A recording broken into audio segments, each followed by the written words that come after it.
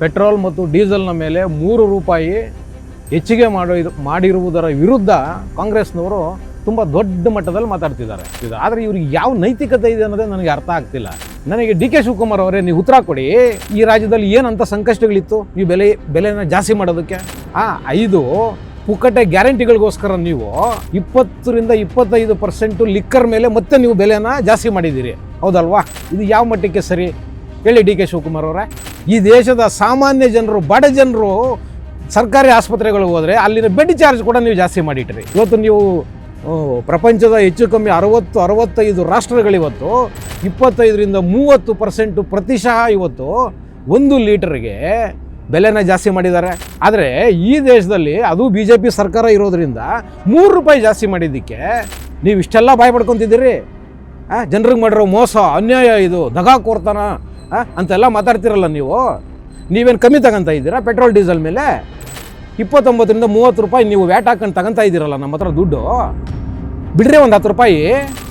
ಇಷ್ಟು ದೇಶಗಳಲ್ಲಿ ಯಾವ ದೇಶ ತೈಲ ಉತ್ಪಾದನೆ ಮಾಡುತ್ತೆ, ಪೆಟ್ರೋಲ್ ಮತ್ತು ಡೀಸೆಲ್ನ ಭಾರತಕ್ಕೆ ರಫ್ತು ಮಾಡುತ್ತೆ ಹೇಳ್ಬಿಡಪ್ಪ ನೋಡೋಣ.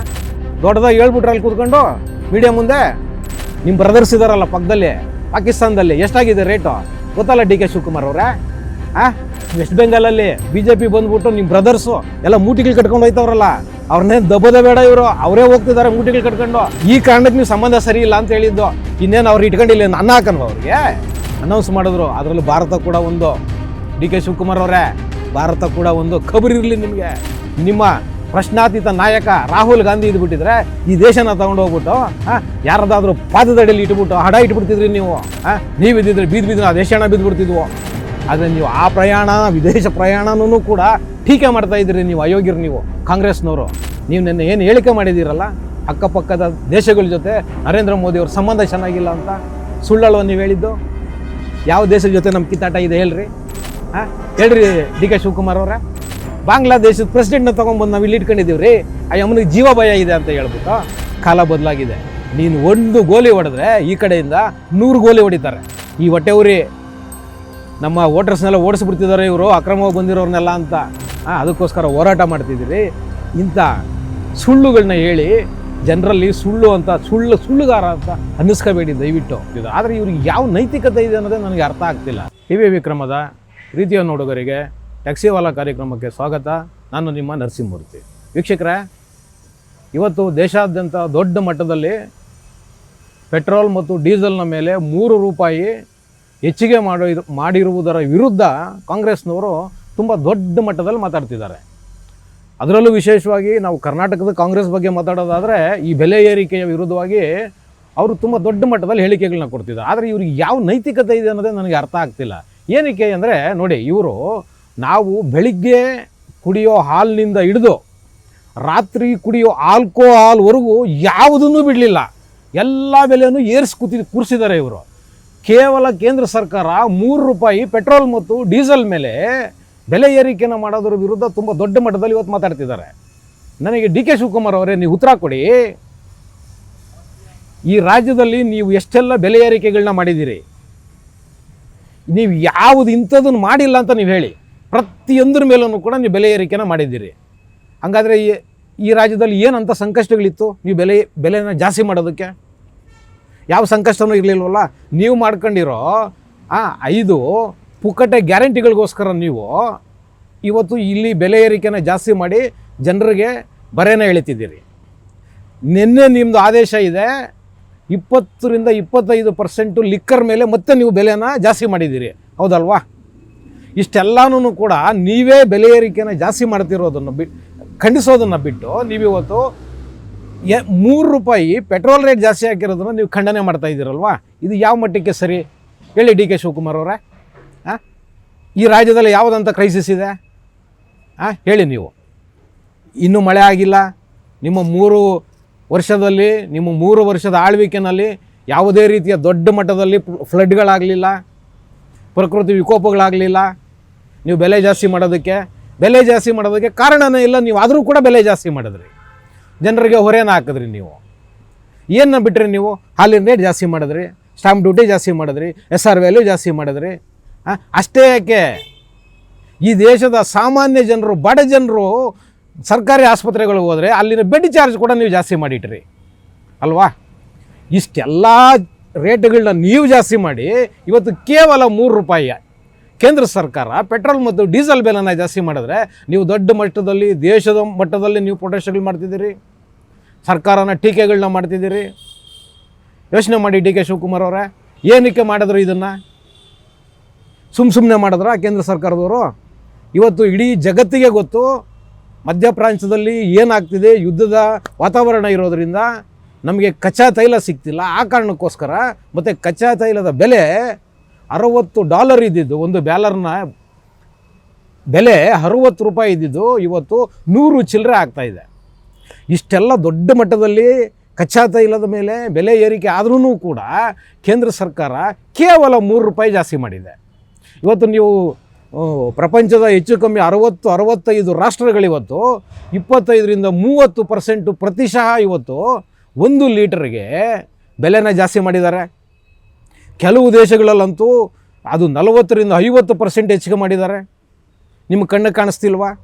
ಆದರೆ ಈ ದೇಶದಲ್ಲಿ ಅದು BJP ಸರ್ಕಾರ ಇರೋದರಿಂದ 3 ರೂಪಾಯಿ ಜಾಸ್ತಿ ಮಾಡಿದ್ದಕ್ಕೆ ನೀವುಗಳಿವತ್ತು ದೊಡ್ಡ ಮಟ್ಟದಲ್ಲಿ ಇದನ್ನು ವಿವಾದ ಮಾಡ್ತಾ ಇದ್ದೀರಿ. ಮತ್ತು ನಿಮ್ದು ಏನು ಎಕ್ಸ್ಪ್ಲನೇಷನ್ನು? ಇಷ್ಟು ದಿವಸ ಚುನಾವಣೆಗಳಿತ್ತು, ಆ ಕಾರಣಕ್ಕೋಸ್ಕರ ಇವರು ಜಾಸ್ತಿ ಮಾಡಿರಲಿಲ್ಲ, ಜನರಿಗೆ ಮೋಸ ಮಾಡಿದ್ದಾರೆ ಅಂತ. ಡಿ ಕೆ ಶಿವಕುಮಾರ್ ಅವರೇ, ನೀವು ಹೇಳ್ತಿರೋ ಈ ವಾದನೂ ಕೂಡ ತಪ್ಪು.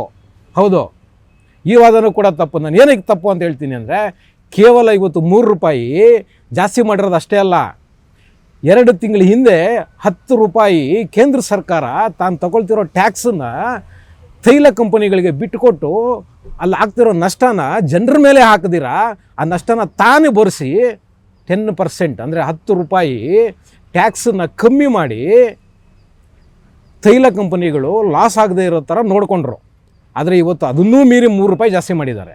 ಇದು ತುಂಬ ದೊಡ್ಡದು ಏರಿಕೆ ಅಂತ ನೀವು ಮಾತಾಡ್ತಿದ್ದೀರಿ. ಇವತ್ತು ನಿಮಗೆ ಅಷ್ಟು ಕಾಳಜಿ ಕಳಕಳಿ ಸಮಾಜದ ಮೇಲೆ, ಸಾರ್ವಜನಿಕರ ಮೇಲೆ ಇದ್ದರೆ ಒಂದು 29-30 ರೂಪಾಯಿ ಪೆಟ್ರೋಲ್ ಡೀಸೆಲ್ ಮೇಲೆ ಟ್ಯಾಕ್ಸ್ ನೀವು ತಗೊತಾ ಇದ್ದೀರಲ್ಲ, ನೀವು ಒಂದು 10 ರೂಪಾಯಿ ಕಮ್ಮಿ ಮಾಡಿರಿ. ನೀವು ಇಷ್ಟೆಲ್ಲ ಬಾಯ್ ಪಡ್ಕೊತಿದ್ದೀರಿ. ಜನರಿಗೆ ಮಾಡಿರೋ ಮೋಸ, ಅನ್ಯಾಯ, ಇದು ದಗಾಕೋರ್ತಾನ ಅಂತೆಲ್ಲ ಮಾತಾಡ್ತಿರಲ್ಲ ನೀವೇನು ಕಮ್ಮಿ ತಗೊತಾ ಇದ್ದೀರಾ ಪೆಟ್ರೋಲ್ ಡೀಸೆಲ್ ಮೇಲೆ? 29-30 ರೂಪಾಯಿ ನೀವು ವ್ಯಾಟ್ ಹಾಕೊಂಡು ತಗೊತಾ ಇದ್ದೀರಲ್ಲ ನಮ್ಮ ಹತ್ರ ದುಡ್ಡು. ಬಿಡ್ರಿ ಒಂದು 10 ರೂಪಾಯಿ. ನಿಮ್ಮದು 6ನೇ ಭಾಗ್ಯ ಅನ್ಕೋತೀವಿ ನಾವು. ಇದನ್ನು ನೀವು ಕೊಡ್ತಿದ್ದೀರಲ್ಲ ಈಗ 5 ಪುಕ್ಕಟೆ ಭಾಗ್ಯಗಳಲ್ಲಿ 6ನೇ ಭಾಗ್ಯ ಅಂತ ಅನೌನ್ಸ್ ಮಾಡಿ ಒಂದು 10 ರೂಪಾಯಿ ಕಮ್ಮಿ ಮಾಡಿ. ನೀವು ಮಾಡಲ್ಲ, ನಮ್ಗೆ ಗೊತ್ತಿದೆ. ಏನಕ್ಕೆ ಅಂದರೆ ನಿಮಗೆಲ್ಲ ಪುಕ್ಕಟೆ ಬರಬೇಕಿಲ್ಲಿ. ಎಲ್ಲ ಕೇಂದ್ರ ಸರ್ಕಾರನೇ ಕೊಡಬೇಕು. ನಿಮಗೆ ಬಿಟ್ಟಿ ಭಾಗ್ಯಗಳಿಗೂ ಕೇಂದ್ರ ಸರ್ಕಾರನೇ ಅಕ್ಕಿ ಕೊಡಬೇಕು, ದುಡ್ಡು ಕೊಡಬೇಕು ಅವರು, ಅಲ್ವಾ? ಇದು ನಿಮ್ಮ ವಾದ. ಮತ್ತು ನಿಮ್ದು ಇನ್ನೊಂದೇನು ವಾದ? ಇವತ್ತು ಇಷ್ಟೆಲ್ಲ ಆಗ್ತಾ ಇರೋದಕ್ಕೆ ಕಾರಣ ನರೇಂದ್ರ ಮೋದಿಯವರು ಅಕ್ಕಪಕ್ಕ ನಮ್ಮ ದೇಶದ ಅಕ್ಕಪಕ್ಕ ಇರೋ ದೇಶಗಳ ಜೊತೆ ಸಂಬಂಧ ಸರಿ ಇಲ್ಲ ಅಂತ. ಯಾವಪ್ಪ ನಮ್ಮ ಅಕ್ಕಪಕ್ಕ ಇರೋ ದೇಶಗಳು? ಪಾಕಿಸ್ತಾನ, ಬಾಂಗ್ಲಾದೇಶ, ಅಫ್ಘಾನಿಸ್ತಾನ, ಚೈನಾ, ಶ್ರೀಲಂಕಾ. ಹೇಳ್ರಿ ಡಿ ಕೆ ಶಿವಕುಮಾರ್ ಅವರೇ, ಈ ಇಷ್ಟು ದೇಶಗಳಲ್ಲಿ, ಆಮೇಲೆ ಮ್ಯಾನ್ಮಾರು, ಈ ಇಷ್ಟು ದೇಶಗಳಲ್ಲಿ ಯಾವ ದೇಶ ತೈಲ ಉತ್ಪಾದನಾ ದೇಶಗಳು ಹೇಳಪ್ಪ ನೋಡೋಣ? ಹೇಳ್ರಿ ನೋಡೋಣ. ಈ ಇಷ್ಟು ದೇಶಗಳಲ್ಲಿ ಯಾವ ದೇಶ ತೈಲ ಉತ್ಪಾದನೆ ಮಾಡುತ್ತೆ, ತೈಲ ಪೆಟ್ರೋಲ್ ಮತ್ತು ಡೀಸೆಲ್ನ ಭಾರತಕ್ಕೆ ರಫ್ತು ಮಾಡುತ್ತೆ ಹೇಳ್ಬಿಡಪ್ಪ ನೋಡೋಣ. ದೊಡ್ಡದಾಗಿ ಹೇಳ್ಬಿಟ್ರೆ ಅಲ್ಲಿ ಕೂತ್ಕೊಂಡು ಮೀಡಿಯಾ ಮುಂದೆ ಅಕ್ಕಪಕ್ಕದ ದೇಶಗಳ ಸಂಬಂಧ ಸರಿ ಇಲ್ಲ ಅಂತ. ಈ ಅಕ್ಕಪಕ್ಕದ ದೇಶಗಳಲ್ಲಿ ಯಾವ ದೇಶಗಳು ಪೆಟ್ರೋಲ್ನ ಪ್ರೊಟೆಕ್ಟ್ ಮಾಡ್ತವೆ, ಡೀಸೆಲ್ನ ಪ್ರೊಟೆಕ್ಟ್ ಮಾಡ್ತವೆ ಹೇಳ್ರಪ್ಪ ನೋಡೋಣ. ಬರೀ ಸುಳ್ಳುಗಳನ್ನ ಹೇಳ್ತಿರಲ್ರಿ. ಇವತ್ತು ಜಗತ್ತಲ್ಲಿ 60-65 ದೇಶಗಳು ಹೆಚ್ಚು ಕಮ್ಮಿ 30%, 40%, 50% ಪೆಟ್ರೋಲ್ ಡೀಸೆಲ್ನ ಜಾಸ್ತಿ ಮಾಡ್ತಾ ಇದೆ. ಶ್ರೀಮಂತ ದೇಶಗಳು ಕಣ್ರಿ ಜಾಸ್ತಿ ಮಾಡ್ತಿದ್ದಾರೆ. ಆದರೆ ಈ ದೇಶದಲ್ಲಿ ಕೇವಲ 3-4% ಜಾಸ್ತಿ ಮಾಡಿದೆ ಕಣ್ರಿ. ನೀವು ಯೋಚನೆ ಮಾಡಿ. ಇವತ್ತು ಏನು ಪೆಟ್ರೋಲಿಯಂ ಪ್ರಾಡಕ್ಟ್ಗಳನ್ನ ಅಥವಾ ಪೆಟ್ರೋಲ್ನ, ಡೀಸೆಲ್ನ, ಕ್ರೂಡ್ ಆಯಿಲ್ನ ಯಾವ ದೇಶಗಳು ಸಪ್ಲೈ ಮಾಡ್ತಿದೆ ಆ ದೇಶಗಳ ಜೊತೆ ಭಾರತದ ಸಂಬಂಧ ಆ ಮಟ್ಟಕ್ಕೆ ಚೆನ್ನಾಗಿರೋದ್ರಿಂದ ಇವತ್ತು ನಾವು ಇನ್ನೂ ಬದುಕಿದ್ದೀವಿ ಕಣ್ರಿ, ಇನ್ನೂ ಬದುಕಿದ್ದೀವಿ ನಾವು. ಇಲ್ಲ ಅಂದಿದ್ರೆ ಇಷ್ಟೊತ್ತಿಗಾಗಲೇ 150-200 ರೂಪಾಯಿ ಪೆಟ್ರೋಲ್ ಡೀಸೆಲ್ ಬೆಲೆ ಆಗಬೇಕಾಗಿತ್ತು. ಹೌದು, ನಿಮ್ಮ ಬ್ರದರ್ಸ್ ಇದ್ದಾರಲ್ಲ ಪಕ್ಕದಲ್ಲಿ ಪಾಕಿಸ್ತಾನದಲ್ಲಿ ಎಷ್ಟಾಗಿದೆ ರೇಟು ಗೊತ್ತಲ್ಲ ಡಿ ಕೆ ಶಿವಕುಮಾರ್ ಅವರೇ? 50% ಜಾಸ್ತಿ ಮಾಡಿದ್ದಾರೆ ಪೆಟ್ರೋಲ್ ಡೀಸೆಲ್ ಬೆಲೆನ. ಅದನ್ನು ಮಾಡಬೇಕಾಗಿತ್ತ ಇಲ್ಲಿ? ನಮಗೆ ಗೊತ್ತಾಯಿತು ನೀವು ಅಕ್ಕಪಕ್ಕದ ಜೊತೆ ಏನು ಸಂಬಂಧ ಅಂತ ಹೇಳಿದ್ರಲ್ಲ, ನಮಗೆ ಗೊತ್ತಿದೆ ನೀವು ಏನಕ್ಕೆ ಕೇಳಿದ್ರಿ ಅಂತ. ಇವಾಗ ವೆಸ್ಟ್ ಬೆಂಗಾಲಲ್ಲಿ BJP ಬಂದ್ಬಿಟ್ಟು ನಿಮ್ಮ ಬ್ರದರ್ಸು ಎಲ್ಲ ಮೂಟಿಗಳು ಕಟ್ಕೊಂಡು ಹೋಯ್ತವ್ರಲ್ಲ, ಅವ್ರನ್ನೇನು ದಬ್ಬದ ಬೇಡ, ಇವರು ಅವರೇ ಹೋಗ್ತಿದ್ದಾರೆ ಮೂಟಿಗಳು ಕಟ್ಕೊಂಡು, ಜಾಗ ಖಾಲಿ ಮಾಡ್ಕೊಂಡು. ಅದಕ್ಕೆ ನಿಮ್ಮ ಹೊಟ್ಟೆ ಉರಿ. ಈ ಕಾರಣಕ್ಕೆ ನೀವು ಸಂಬಂಧ ಸರಿ ಇಲ್ಲ ಅಂತ ಹೇಳಿದ್ದು. ಇನ್ನೇನು ಅವ್ರು ಇಟ್ಕೊಂಡಿಲ್ಲ, ಅನ್ನ ಹಾಕನ್ವ ಅವ್ರಿಗೆ? ಹೇಳ್ರಿ DK ಶಿವಕುಮಾರ್ ಅವರೇ, ಅದಕ್ಕೆ ನಿಮ್ಗೆ ಹೊಟ್ಟೆ ಉರಿ. ಅದನ್ನ ಹೇಳೋಕ್ಕಾಗಲ್ಲ ಅಂತೇಳ್ಬಿಟ್ಟು ಹಿಂಗೆ ಹೇಳ್ತಿದ್ದೀರಿ ಅಲ್ವಾ? ಇದೇ ಅಲ್ವಾ ಇದು ನಿಮ್ಮ ಒಟ್ಟಾರೆ ಸಾರಾಂಶ? ಇವತ್ತು ಈ ದೇಶ ಯಾವ ಮಟ್ಟದಲ್ಲಿ ಹೊರಗಿನ ದೇಶಗಳ ಜೊತೆ ಸಂಬಂಧಗಳನ್ನ ಇಟ್ಕೊಂಡಿದ್ದಾರೆ ಅಂದರೆ, ಪ್ರಪಂಚದ ಹೆಚ್ಚು ಕಮ್ಮಿ ದೇಶಗಳಿಗೆ ಹಾರ್ಮೋಸ್ ನಿರ್ಬಂಧ ಮಾಡಿದಾಗ 5 ದೇಶಗಳ ಪಟ್ಟಿನ ಇರಾನ್ ಬಿಡುಗಡೆ ಮಾಡ್ತು. ನಮ್ಮ ಫ್ರೆಂಡ್ಲಿ ನೇಷನ್ ದೇಶಗಳಿವು ಅಂತ ಇವರಿಗೆ ಮಾತ್ರ ನಾವು ಪೆಟ್ರೋಲ್ ಡೀಸೆಲ್ ಹೋಗೋ ಹಡಗುಗಳನ್ನ ನಾವು ಬಿಡ್ತೀವಿ ಅಂತ ಹೇಳಿ ಅನೌನ್ಸ್ ಮಾಡಿದ್ರು. ಅದರಲ್ಲಿ ಭಾರತ ಕೂಡ ಒಂದು. DK ಶಿವಕುಮಾರ್ ಅವರೇ, ಭಾರತ ಕೂಡ ಒಂದು. ಖಬರಿರಲಿ ನಿಮಗೆ. ಜನರಿಗೆ ಸುಳ್ಳು ಹೇಳೋದಲ್ಲ, ಬಾಯಿಗೆ ಬಂದಂಗೆ ನಿಂತ್ಕೊಂಡು ಮೀಡಿಯಾ ಹತ್ರ ಮೈಕ್ ಸಿಕ್ಬಿಟ್ಟಿದೆ ಅಂತ ಹೇಳ್ಬಿಟ್ಟು ಖಬರಿರಲಿ. ಇವತ್ತು ಯಾರ ಜೊತೆ ನಮ್ಮ ಸಂಬಂಧ ಕೆಟ್ಟಿದ್ದೀರಿ ಹೇಳ್ರಿ ನೋಡೋಣ. ಇಸ್ಲಾಂ ದೇಶಗಳು, ನಮಗೆ ಇಸ್ಲಾಮಿಕ್ ದೇಶಗಳಿಂದ ಪೆಟ್ರೋಲ್ ಡೀಸೆಲ್ ಕೂಡ ಸಪ್ಲೈ ಮಾಡ್ತಾರಲ್ಲ, ಯಾವ ದೇಶಗಳ ಜೊತೆ ನಮ್ಮ ಸಂಬಂಧ ಕೆಟ್ಟಿದ್ದಾರೆ? Iran, Iraq, Kuwait, UAE, Arab countries, ಯಾವ ದೇಶಗಳಲ್ಲಿ ಕೆಟ್ಟಿದ್ದಾರೆ ಹೇಳ್ರಿ ನೋಡೋಣ.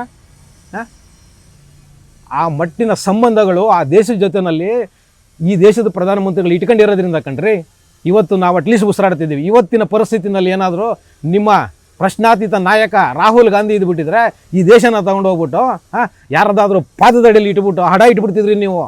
ಹೌದು, ಹಡ ಇಟ್ಬಿಡ್ತಿದ್ರಿ ನೀವು. ಪುಣ್ಯಕ್ಕೆ ನೀವಿಲ್ಲ. ಇಂಥದ್ದೇ ಒಂದು ಪರಿಸ್ಥಿತಿ ಕೊರೋನಾ ಟೈಮನ್ನು ಕೂಡ ಕಣ್ರಿ, ಆ ಟೈಮಲ್ಲೂ ಕೂಡ ನೀವಿರಲಿಲ್ಲ ಪುಣ್ಯಕ್ಕೆ ಈ ದೇಶನ ಆಳೋದಕ್ಕೆ. ನೀವಿದ್ದಿದ್ರೆ ಬೀದ್ ಆ ದೇಶನ ಬಿದ್ದುಬಿಡ್ತಿದ್ವು. ಇಷ್ಟೆಲ್ಲ ಇಟ್ಕೊಂಡು ₹3 ಪೆಟ್ರೋಲ್ ಡೀಸೆಲ್ ಜಾಸ್ತಿ ಮಾಡಿದ್ದಕ್ಕೆ ನೀವು ಬಾಯ್ ಬಡ್ಕತ್ತಿದ್ದೀರಲ್ಲ ರೋಡಲ್ಲಿ ನಿಂತ್ಕೊಂಡು. DK ಶಿವಕುಮಾರ್ ಅವರೇ, ಹೇಳಿ. ನೀವು ವಿರೋಧ ಮಾಡಿ ನಾವು ಬೇಡ ಅಂತ ಹೇಳಲ್ಲ, ಆದರೆ ಜನರನ್ನ ತಪ್ಪು ದಾರಿಗೆ ಎಳಿಬೇಡಿ.